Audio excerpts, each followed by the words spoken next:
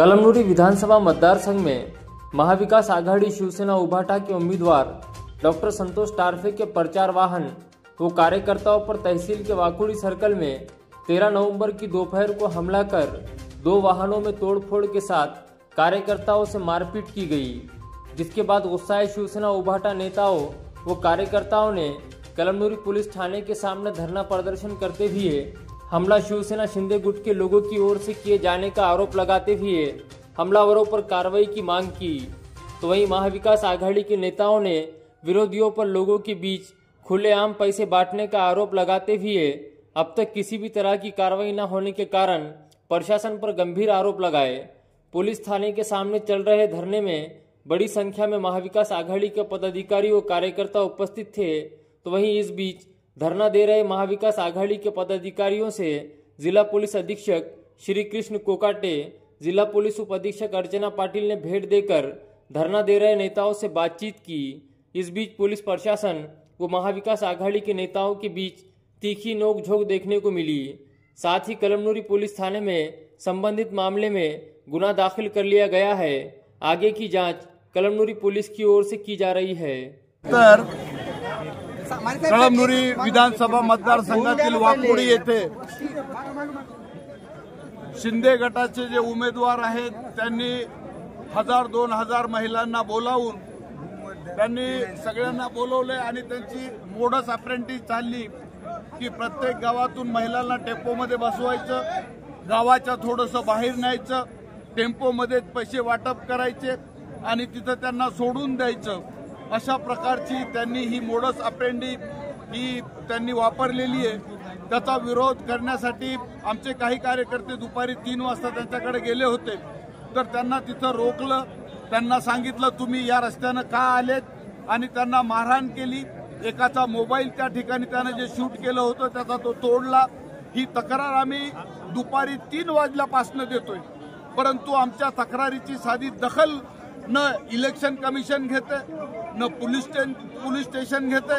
म्हणून आम्ही इथं शेवटी कंटाळून सगळे कार्यकर्ते आम्ही 6 वाजता आलो आणि आम्ही आमचा इथं या जो कोणी इथला पोलीस ऑफिसर आहे त्याची त्वरित त्याला इथून त्याची हकालपट्टी करणं आवश्यक आहे। कारण काय झालंय, यांनी इलेक्शनच्या अगोदर त्याचे स्वतःचे अधिकारी सगळे आणून बसवले। माझा तर जाहीर आरोप आहे, मला सांगा त्याचं पहिल्या क्रमांकाला नाव येतंय कसं संतोष बांगरचं?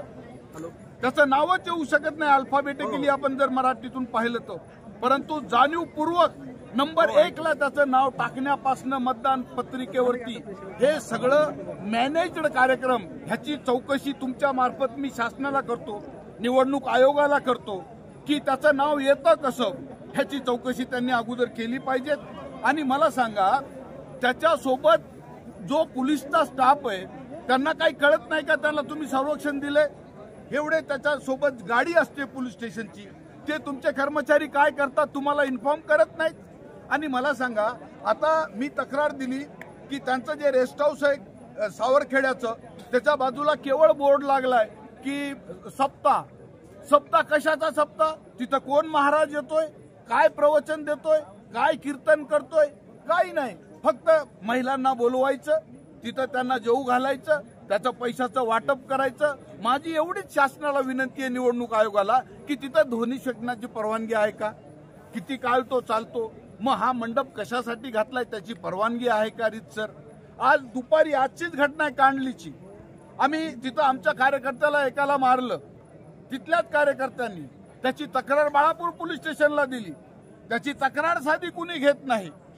हे सगळं आचारसंहितेचं उल्लंघन आणि हे चाललेलं आहे। आणि या महाराष्ट्राला हे गौरव आपण ज्याला म्हणतो महाराष्ट्राचा आहे त्याला बिहारकडे नेण्याचा प्रयत्न हा या ठिकाणी काही लोकांनी चालवलाय, तो आम्ही कदापि होऊ देणार नाही हे तुमच्या मार्फत मला सांगायचंय। साहेब आज काय गुन्हा दाखल झाला आहे? काल इथं सर्व आला तुम्ही आहे माझ्याकडे त्याची तक्रार आहे, मी अजून पाहिलं नाही कुठल्या कलमाखाली केलाय काय केलंय। त्यांनी माझी फिर्याद नोंदवून घेतलेली आहे फक्त। आता ते वाकुडीच्या बाबतीमध्ये ते सांगतायत की तुम्ही तिथले नावं सांगा। आता ही सगळी त्याच्या सोबत असणारी गुंड पोरं ही सगळी बाहेरची आहेत, सगळी हिंगोलीची आहेत, आम्हाला त्यांची नावं काय माहित असणार? आणि एका गाडीवरती मला सांगा 5-5 स्टिकर कशी असतात हो? त्याला इलेक्शन कमिशन अलाउ कसं करतं? विधानसभा ज्यावेळेस सुरू होते, आचारसंहिता स्टार्ट होते, त्याच्यानंतर तुम्हाला सिंबल वापरता येत नाही। मग हे उघड वापरायला लागलेत कसे? त्याच्यावरती आचारसंहितेचे गुन्हे का दाखल होत नाहीत? म्हणून आमची मागणी आहे की त्याचा जो सगळा स्टाफ आहे, त्याचं जे संरक्षण देणारा, तो तुम्ही अगोदर बदला आणि सगळ्या पोलीस स्टेशनचे जे काही इन्स्पेक्टर्स आहेत, जे तिथं निरीक्षक आहेत, त्यांच्या सगळ्यांच्या बदल्या करा हे इलेक्शन होईपर्यंत। याच्यासाठी आम्ही इथे उपोषणाला बसलेलो आहोत। जर एसपी साहेबांनी सांगितलंय की आम्ही त्याच्यावरती कारवाई करतोय, तुमचं म्हणणं व्हेरीफाय करतोय, आम्ही आजच्या दिवस वाट पाहू।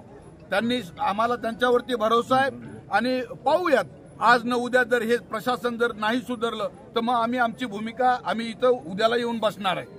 आता बोललं, आम्हाला सगळ्यांना सांगितलंय त्यांनी की आम्ही याच्यावरती उचित कारवाई करू। मी स्वतः तक्रारदार आहे। अहो, ह्याच्या विरोधात कुणी तक्रार द्यायला तयार नाही। कुणी या एवढा मला सांगा, आता ते जे हे करून गेलेत त्यांच्यासोबत लोक आज भ्यायला लागलेत तक्रारी द्यायला। पण आम्ही हा कळमनुरी मतदारसंघ आम्ही विठ्ठलराव नायकापासून पाहत आलोय, असल्याला आम्ही भीक घालत नाहीत। यांना याची जागा दाखवून देऊ। यांना पैशाची मस्ती चढली ना, ह्याच्या पैशाची मगरुरी ही जिरवल्याशिवाय कळमनुरीचा मतदार गप्प बसणार नाही। काय ना, प्रशासनाला बार बार सांगून सुद्धा हे प्रशासन तिथे जातच नाहीये। ज्या वेळेस पासून सांगितलं त्याच्या 2 घंट्यानं, 2.5 घंट्यानं, 3 घंट्यानं जाते। जेव्हा सगळे लोक निघून जातात तेव्हा जाते, पण आज तर ते सुद्धा झालं नाही। आज हे पोलीस तिथे गेली असताना, तिथे तेवढं सगळं मॉब असताना एकही पोलिसाला गाडीच्या खाली सुद्धा उतरलं नाही आणि तिथल्या मॉबला हटवायचा प्रयत्न केला नाही। हे दुःख आहे।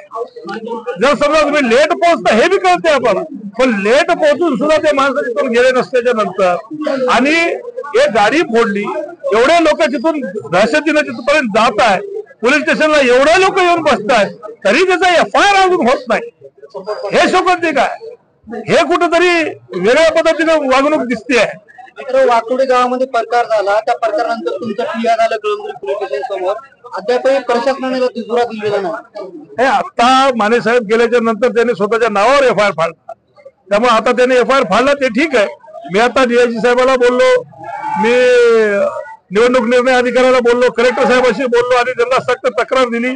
आता माझं मी एक मेल सुद्धा करणार आहे आणि आता मी स्वतः लेखी सुद्धा तक्रार देणार आहे। आता अशाच पद्धतीने जर चालणार असेल तर हे आम्ही गैर करून घेणार नाही। मी मुख्य निवडणूक आयोग महाराष्ट्र राज्याला सुद्धा आता पत्र जे आम्ही मेल करतोय, हे सगळे कागदपत्र आम्ही वारंवार त्यांना देत आहोत।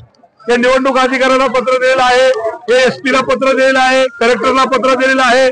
सगळ्यांना सांगून सुद्धा इथं राजरोसपणे पैशाचं वाटप चालू आहे आणि ते पण असं एवढ्या दिवसा देत आहेत, सगळ्यांच्या समक्ष देत आहेत। एवढं करून जर प्रशासन जर काही करत नसेल तर मग या महाराष्ट्रात काही कायदा सुव्यवस्था उरली का नाही उरली हा मोठा प्रश्न आहे। तुमच्या जिल्हा प्रमुखांनी याच्या अगोदर एक पत्र दिलं होतं, आचारसंहिता दाखल होण्याच्या अगोदर, सुरू होण्याच्या अगोदर, त्यावर कारवाई झाली नाही, त्यावर कारवाई झाली तर आजची घटना टळली असते, काय सांगतो? मी तेच सांगतोय तुम्हाला की वारंवार 2010व्या महिन्यापासून हा सगळा प्रकार चालू आहे। आज 11वा महिना चाललाय। आज 2 महिन्यापासून ते सातत्याने राजरोसपणे पैसे वाटत आहे आणि त्याचं अजून त्याची कुठल्याही प्रकारची चौकशी सुद्धा नाही, एक सुद्धा कागद सुद्धा त्यांनी काळा केलेला नाही। पण आजचा जे प्रकार आहे, हे 2-3 दिवस झाले हे जिल्हा प्रमुखांनी स्वतः कॅन्डिडेट त्याच्यावर पत्र देतात, त्याच्यावर तरी काय कारवाई केली अजून ते सुद्धा काहीच। बरं, आजचा त्याच्यापेक्षा खरं आहे की पोलीस तिथं जाऊन सुद्धा एक सुद्धा पोलिसाला गाडीच्या खाली उतरलं नाही, हे शोकांतिक काय? तुमची आता मागणी कुणाकडे आहे आणि काय मागणी आहे? हे अधिकाऱ्याची तातडीने बदली केली पाहिजे। हे असे भ्रष्ट अधिकारी किंवा त्याला सहकार्य करणारे अधिकारी इथं थांबले नाही पाहिजे। जर हे अधिकारी इथं थांबत असतील तर ही निवडणूक निष्पक्ष होत नाहीये, हेच सत्य आहे। या गावामध्ये सांगताय, त्या गावात किती वाजता जाणार आहात तुम्ही, तिथे काय भूमिका घेतली जाणार आहे? आम्ही सकाळी त्या गावामध्ये जाणार आहेत। हे जाणार यासाठी आहेत की गावातले लोक सुद्धा खूप जास्तीत आहेत। आज जे प्रकार पाहून गावातले लोक भयभीत झालेले आहेत, त्यांना आम्हाला जाऊन दिलासा द्यायचा की काही घाबरण्याचे कारण नाही, आम्ही त्यांच्या सगळ्या सोबत आहोत आणि कुठल्याही प्रकारचं कोणालाही घाबरायची गरज नाही हे सांगण्यासाठी आम्ही तिथे उभे आहोत।